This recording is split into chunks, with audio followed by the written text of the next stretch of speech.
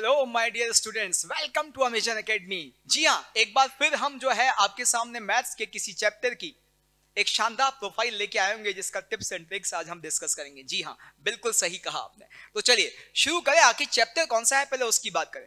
बच्चे, आज हम देखने वाले हैं डेफिनेट इंटीग्रेशन का एक प्रोफाइल। आप सब जानते हैं बहुत ही काम का चैप्टर है, बहुत ही इंपॉर्टेंट चैप्टर है जेई के पॉइंट ऑफ व्यू से। और आज हम इसमें इस इंटीग्रेशन की वैल्यू डायरेक्टली लिखना सीखेंगे। इस इंटीग्रेशन में बच्चे ये जो बॉक्स के अंदर एक्स रखा हुआ है, एक्चुअली आप सब जानते हैं कि ये है ग्रेटेस्ट इंटीजर फंक्शन। जी हाँ, ग्रेटेस्ट इंटीजर फंक्शन। तो आप इस बात से भी बहुत अच्छे से वाकिफ हैं कि greatest integer function actually definite integral में बहुत फ्रिक्वेंटली देखने को मिलता है। आज हम ए और बी जो कि दोनों के दोनों इंटीजर्स हैं, यदि लोअर लिमिट ए से एक इंटीजर से दूसरे इंटीजर तक बॉक्स को इंटीग्रेट करने की बात करेंगे तो उसका आज के बाद सीधा आंसर लिखा जाएगा। लेकिन उसके लिए पहले पर्दे के पीछे क्या चला जिससे कि हम जो भी कंक्लूड करने वाले हैं वो कंक्लूजन निकल पाए। मेरे बच्चे, यहां पर हमें अब पहले ग्रेटेस्ट इंटीजर को समझ लेना ज्यादा जरूरी है, तभी तो हम उसके इंटीग्रेशन को बहुत अच्छे से समझ पाएंगे। आप सब जानते हैं कि y is equals to x enclosed in rectangle bracket को नॉर्मली किस नाम से जाना जाता है? जी हां, ग्रेटेस्ट इंटीजर फंक्शन, जिसको कई लोग GIF के नाम से भी जानते हैं। आखिर है क्या है ग्रेटेस्ट इंटीजर फंक्शन? कुछ नहीं, ये नंबर x का इंटीग्रल पार्ट बताता है। और इसको कहें कि दिस इज इक्वल्स टू, एक तरह से कहें तो क्या कि this is equals to greatest integer, greatest integer which is less than equals to x। जी हाँ, x से छोटा या x के बराबर जो सबसे बड़ा इंटीजर है उसे ग्रेटेस्ट इंटीजर कहेंगे। अब बात कर रहे हैं स्मॉलर की और बोल रहे हैं ग्रेटेस्ट। आखिर इसमें लफड़ा क्या है? जी बच्चे, कुछ नहीं, बहुत आसान है। आप मान लीजिए x को 2.7 ले लिए हैं। अब यदि आपसे कहा जाए क्या आप हमें इससे स्मॉलर इंटीजर्स बताएंगे? आप कहेंगे सर बिल्कुल बता देंगे, एक 2 होगा, एक 1 होगा, 0 होगा, ऐसे ही चलते रहेंगे। कितने इंटीजर्स 2.7 से स्मॉलर हैं? मेरे बच्चे, आप सबने सही कहा, इनफाइनाइट। उनमें सबसे बड़ा यानी ग्रेटेस्ट कौन सा है? हाँ, अब आप सही समझे कि सर उनमें ग्रेटेस्ट जो 2 है। इसका मतलब क्लियर है, ग्रेटेस्ट इंटीजर फंक्शन से जो इंटीजर मिलने वाला है वो एक्चुअली जितने भी स्मॉलर इंटीजर्स हैं उस नंबर से उसमें सबसे बड़ा। बस ध्यान रखना, नंबर खुद इंटीजर ना हो तो स्मॉलर की बात करनी है, और नंबर इंटीजर हो तो किसी और इंटीजर की बात नहीं करनी, वो खुद ही हमारा इंटीग्रल पार्ट होगा। समझिएगा, मान लीजिए अब जैसे 2.7 का बॉक्स भी कहते हैं भैया ग्रेटेस्ट इंटीजर को, बॉक्स ऑफ एक्स यानी ग्रेटेस्ट इंटीजर ऑफ एक्स यानी इंटीग्रल पार्ट ऑफ एक्स, ये सब एक ही बात है। जी हाँ बच्चे, इसका अब आपको मिल गया 2। आपसे कहा जाए 2.99, जी हाँ 2.99 से स्मॉलर इंटीजर पहला सबसे बड़ा वाला जो है वो 2 है। सबसे बड़ा पहला इंटीजर ही होगा, इसमें कोई डाउट ही नहीं। कहां से? लेफ्ट में। जी हाँ, हर नंबर के लेफ्ट में जो इंटीजर होगा वो सबसे बड़ा इंटीजर होगा उससे स्मॉलर इंटीजर्स में। अब मेरे बच्चे, एक और चीज ध्यान रखनी है कि मैंने कहा x खुद इंटीजर हो तो किसी इंटीजर के सर्च के लिए लेफ्ट में नहीं जाना है। जी हाँ, उसी को आंसर कर देना है। मतलब आपने कहा कि 2 का ग्रेटेस्ट इंटीजर क्या सर? 2 होगा, 100% 2 होगा। इंटीग्रल पार्ट ही इंटीजर होता है। अब इंटीग्रल पार्ट इंटीजर होता है मेरे बच्चे, तो एक और यहां पे हम बात कर लेते हैं -7.2। यदि मैंने कहा इसका इंटीग्रल पार्ट, जी हाँ आपने बिल्कुल गलत कहा। क्या? -7 नहीं, इसका ग्रेटेस्ट इंटीजर मेरे बच्चे -8 होगा। इस नंबर का इंटीग्रल पार्ट -7 नहीं है, क्योंकि ऐसा यदि आपने किया तो फ्रैक्शनल पार्ट -0.2 आ जाता है। किसी भी नंबर का फ्रैक्शनल पार्ट नेगेटिव नहीं होता, वो मिनिमम 0 हो सकता है, 0 से लेके 1 तक चलता है। 1 भी इवन इफ कभी नहीं होता है। इसका मतलब क्लियर है कि इस नंबर का हमें क्या निकालना है? Integral part. तो इस नंबर को लिखने का तरीका बदलना पड़ेगा, इसको ऐसे लिखेंगे। जी हाँ, अब दिख रहा है कि इसका इंटीग्रल पार्ट माइनस से 8 है और इसका फ्रैक्शनल पार्ट 0.8 है। और सबसे बढ़िया तरीका तो क्या समझाया? नंबर खुद इंटीजर वही उसका ग्रेटेस्ट इंटीजर, नंबर इंटीजर नहीं तो उसके लेफ्ट में जो सबसे पहला इंटीजर मिले वही हमारा ग्रेटेस्ट इंटीजर। मेरे बच्चे, एक और चीज आपको सिखाते हैं जिससे कि हमें हमारे इस प्रोफाइल में भी मदद मिलने वाली है। क्या? ग्रेटेस्ट इंटीजर का ग्राफ। अब आप समझ गए हैं कि भाई 0 से 1, 0 का ग्रेटेस्ट इंटीजर 0, 0.1 का भी 0, 0.7 का भी 0, 0.9 का भी 0, यानी 0 से 1 तक ग्रेटेस्ट इंटीजर की वैल्यू 0 ही रहने वाली है।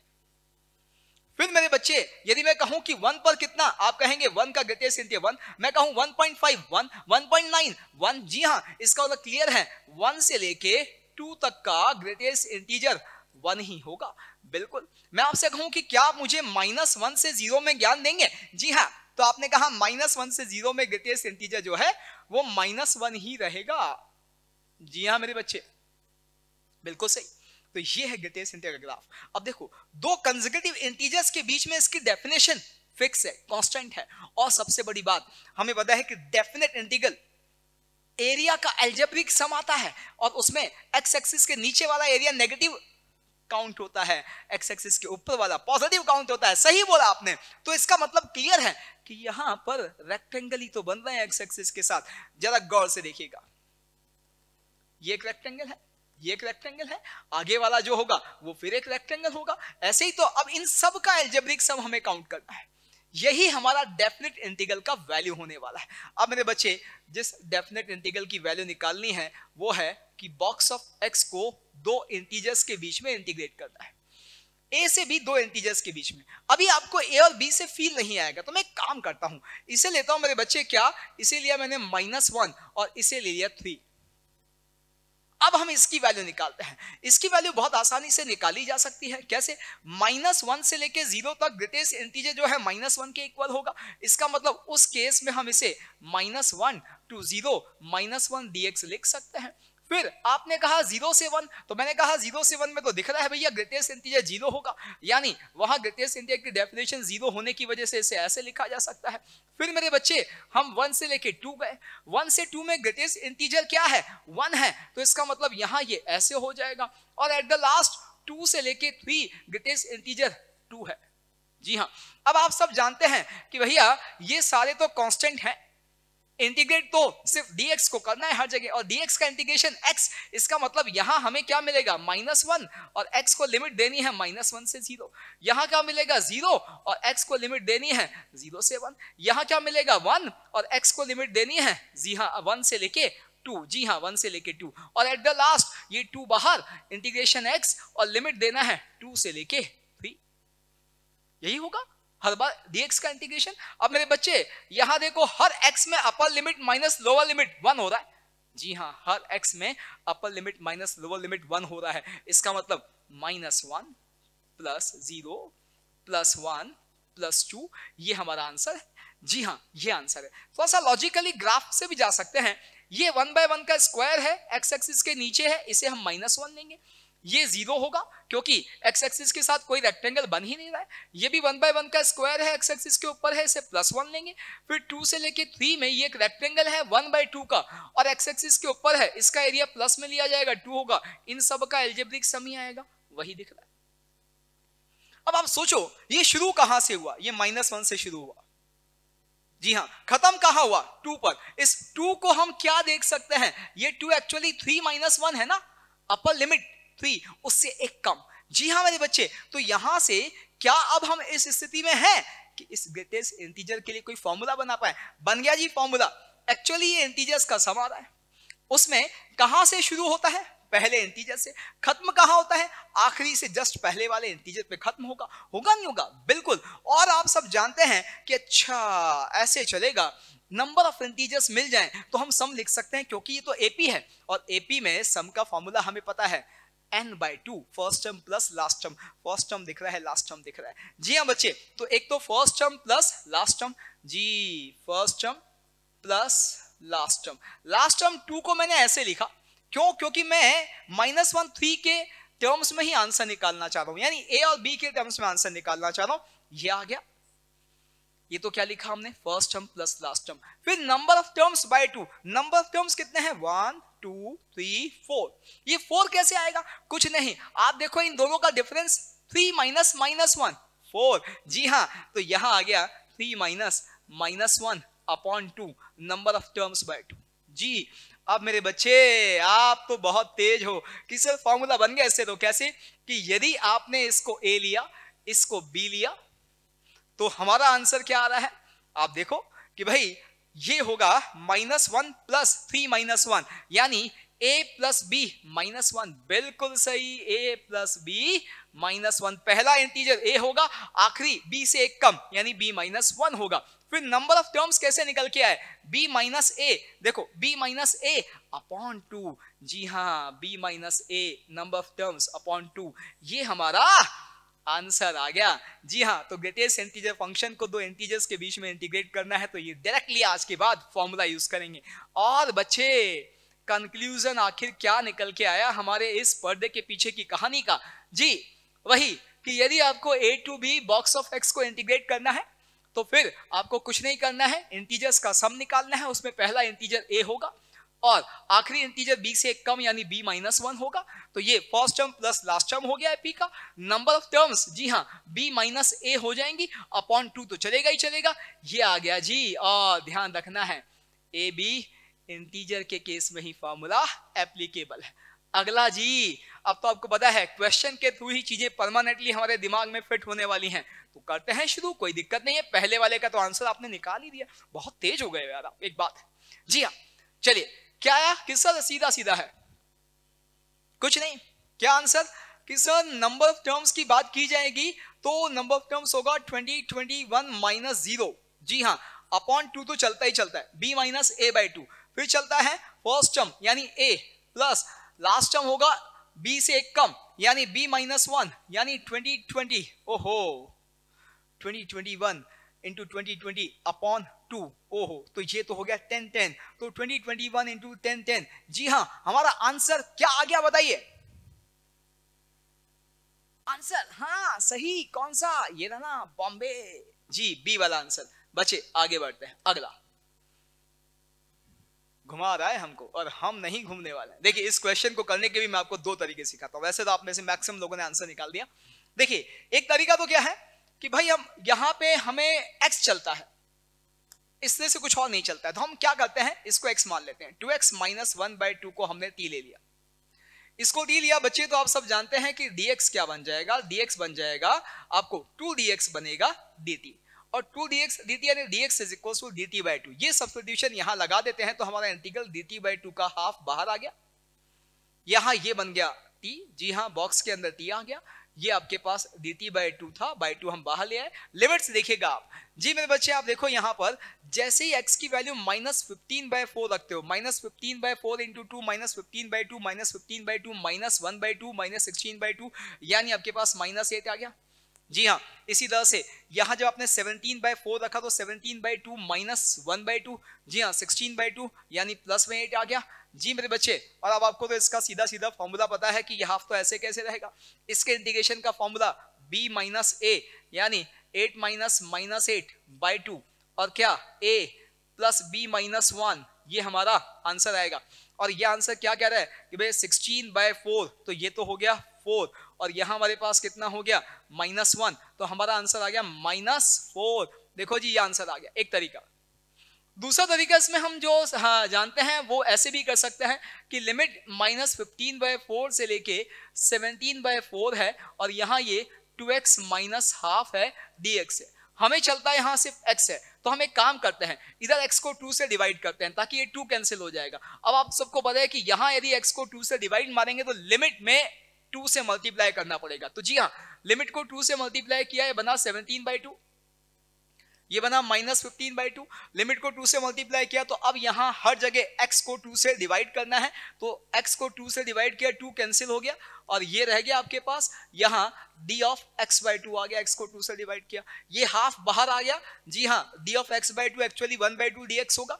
अब एक काम और कि हमें तो ये माइनस हाफ भी प्रॉब्लम कर रहा है, तो इस x में हाफ ऐड कर दो, यहां हाफ ऐड करना यहां सेपरेट करने के बराबर है, तो यहां सेपरेट करो, यहां हो गया माइनस 16 बाई 2 यानी माइनस 8, यहां हो गया आपके पास आपने सेपरेट किया है तो 16 बाई 2 यानी प्लस 8, यहां x आपने हाफ ऐड करना है, हाफ ऐड किया, हाफ कैंसिल हो गया, ये बॉक्स ऑफ x रह गया, और ये dx बन चुका था, हाफ बाहर आ गया है, तो ये बन गया d of x plus half, और d of x plus half तो dx ही होता है। जी हाँ dx, और एग्जैक्टली ये आ गया, और इसको आप इंटीग्रेट करके आंसर लिख सकते हैं, दोनों ही तरीके से किया सकते हैं। अगला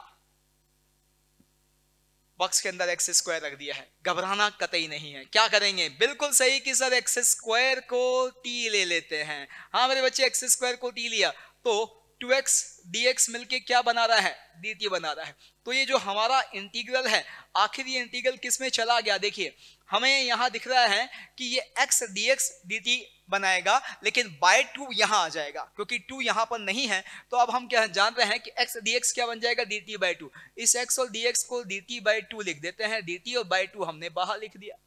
मेरे बच्चे यहां आपके पास क्या रह गया, बॉक्स ऑफ t रह गया, बॉक्स ऑफ t रह गया। और लिमिट के बारे में जानकारी दीजिए भाई, जब x की वैल्यू 1 है तो फिर t कितना है, 1 है। x का वैल्यू 5 है तो t कितना हो जाएगा, 25। ये हो गया 25। ओहो, अब तो सीधा आंसर का आपको तरीका पता है, ये हाफ तो बाहर है ही सही।